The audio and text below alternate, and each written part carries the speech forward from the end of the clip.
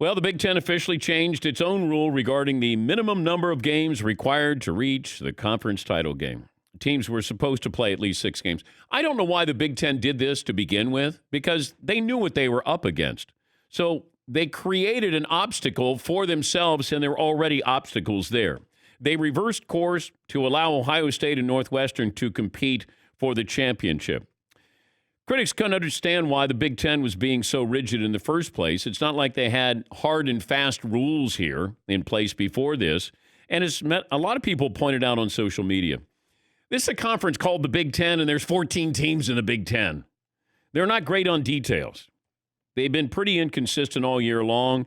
You cancel the season. You tell Nebraska you can't go rogue here, and then you realize maybe Ohio State and Wisconsin, they want to go rogue here. If some of their games are canceled, Ohio State has 3 games canceled.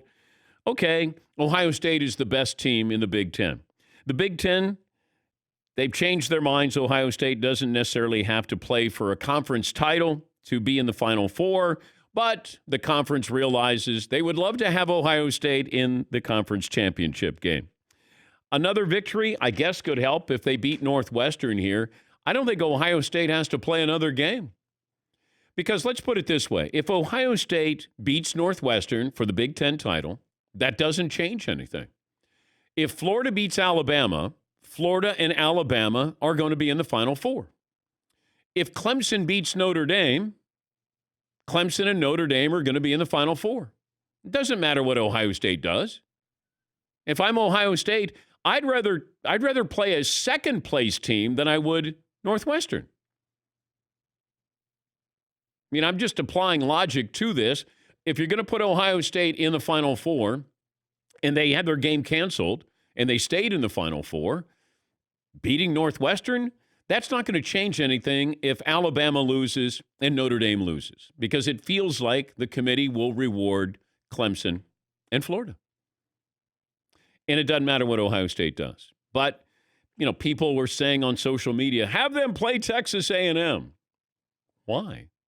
If I'm Ohio State, I don't have to run the risk of anything here. You already put me in the Final Four. A&M needs the game against Ohio State, not the other way around. Also, what we've seen, we pulled back the curtain completely on college football. It's basically about 10 to 12 schools that have a chance that we really care about and that the selection committee will look at and value what they do.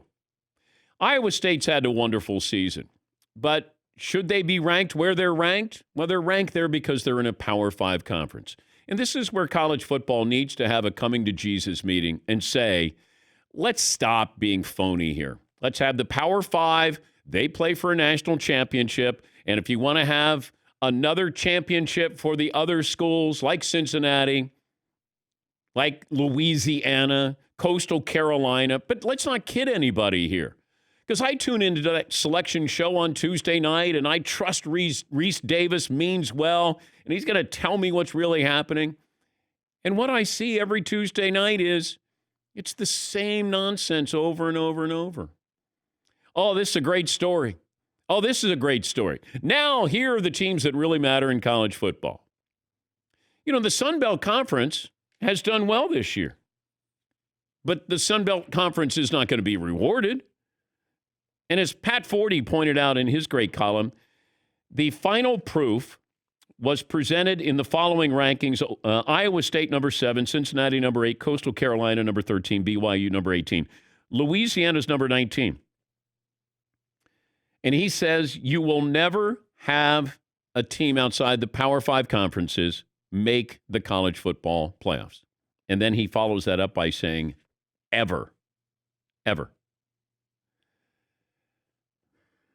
Iowa State lost its season opener to Louisiana by 17 points. Doesn't matter. And the Raging Cajuns are a fun story. Doesn't matter. Cincinnati's got no chance in here. Coastal Carolina does. Coastal Carolina did what you want. This is what we want. You step up and say, bring it on. BYU, bring it on. They did what we want them to do. They want to find somebody to play. And that's the best game of the year. And what was the reward? Oh, we told you BYU wasn't that good. Coastal Carolina's a nice story. We don't allow you to dream in college football. And then here's the Big Ten embarrassing itself. Oh, my God, what are we doing? We said 6 games. I know, but we don't need 6 games. Nobody cares. You know, we wrote it down in pencil. Just erase it. Put 5. And then, look, I want to see Ohio State play. I want to see Justin Fields. I want to see all that talent out there. Absolutely. But let's not kid ourselves in saying, they really earned it. They didn't. But they're probably going to play for, the Final Four in a national championship there. All the other sports, when you think about it, there's always a chance. Right? If I said, you know what, we can't let the Detroit Lions in because they've been bad for decades. But if they qualified, then okay, but still, we don't want them in. They're not any good. Like you don't dare to dream when it comes to college football. And that's a shame because March Madness is built on a dream. It really is. Everybody gets a chance. You can be a 16 seed and knock off a number 1 seed. Now, granted, we get further along in the tournament. We do want to see great teams play for the championship. But the magic of NC State knocking off Houston, that's what we live for. That's what we remember. And we don't have that with college football. We don't allow that to happen. But this is where the Power 5 conferences need to secede from the NCAA and just say, this is business. And that's what it is. It's business. What they've put those kids through this year, you can't tell me, oh, they're student athletes. They're athletes. Everything they've gone through, they're athletes. But, let's say USC goes undefeated. Let's say they, win the Pac-12. Should they get in? If they had, let's say they played for a national championship a couple of years ago, or let's say they were in the Final Four 2 years ago or a year ago. Do you think that the playoff selection committee would be looking at the Pac-12 and USC? Yeah, they would be. And I know that it's a shell game. You're like, the three-card Monty, and you go, it's that one. And you go, no, it's not. Wait, you changed it on me. No, they've been doing this for years. But understand how arbitrary college football is. The fact we'd have a mythical national championship. We had co-national championships one year. Oh, you got to have the BCS. It's 1 versus 2. It's the BCS, and that's the way to go. And no, it's not. No, it's not. Now we got 4. Will we get to 8? And if we get to 8, is it going to be the Power 5 conferences? I just like when you see a story and you have some fun with it, and it feels like we would be more excited to watch a team that you don't normally see in there or think can win, and they get a chance. Now, maybe they get blown out. I remember when Hawaii qualified for a New Year's Day bowl game, and maybe it was the Sugar Bowl, and they got blown out. But I just wanted to see it. And as an athlete, you just want a chance. And sometimes Goliath looks really big. And sometimes, as Boise State showed us in the Fiesta Bowl years ago against Oklahoma, you can knock down Goliath. And we remember those games. If Alabama wins a national title, Clemson wins a national title, we're going to go, oh, okay, that was great. Like, who won the national title last year? Right? What do you remember about that national title game? It's the same formula. It's the same teams. And it's unfortunate because college football is wonderful. But when you're watching, you realize if I'm watching the MAC or the Sun Belt or Mountain West, you're just playing football. You're not going to get a chance. And that's unfortunate. Now, can you extend it to 8 teams? You go to 8, then we go to 12, or we go to 16. I know, we'll water it down.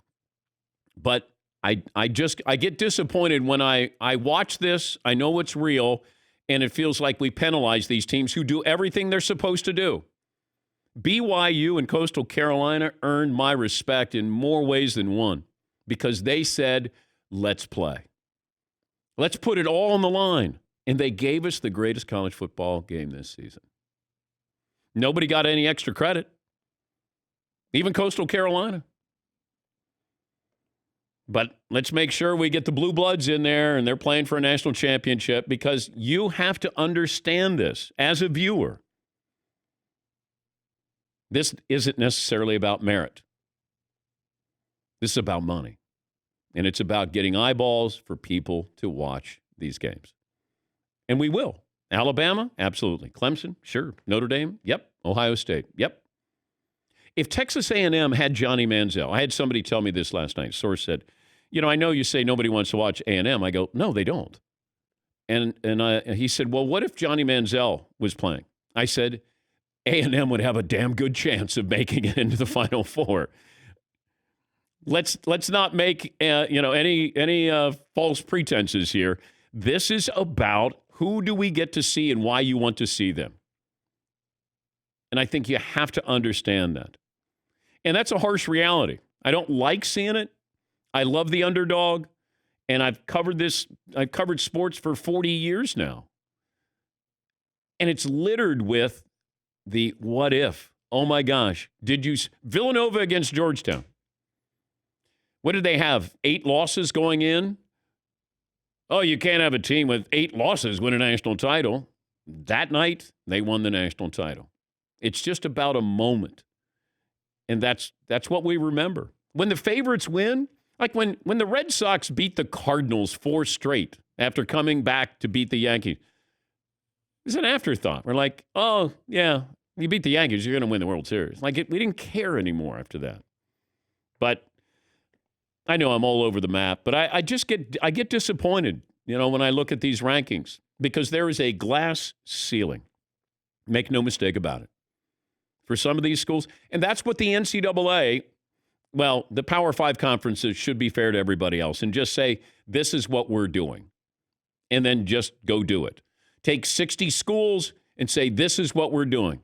You want to have a 10-team, 12-team, 16-team playoff, and it's big money, and it's there, great. But let's let these other schools have something. Division III, we have it. Division II, 1AA, we have it. You have these teams who are sort of floating into space. And that's what I hope the NCAA will realize and say, all right, Power 5, go ahead. Do what you're going to do. Let's take care of these other schools here. Let them play for a championship. It might not be, against the best teams in the country, but at least you give somebody a goal. Like in the Ivy League. They just play the Ivy League, and that's it. They're done.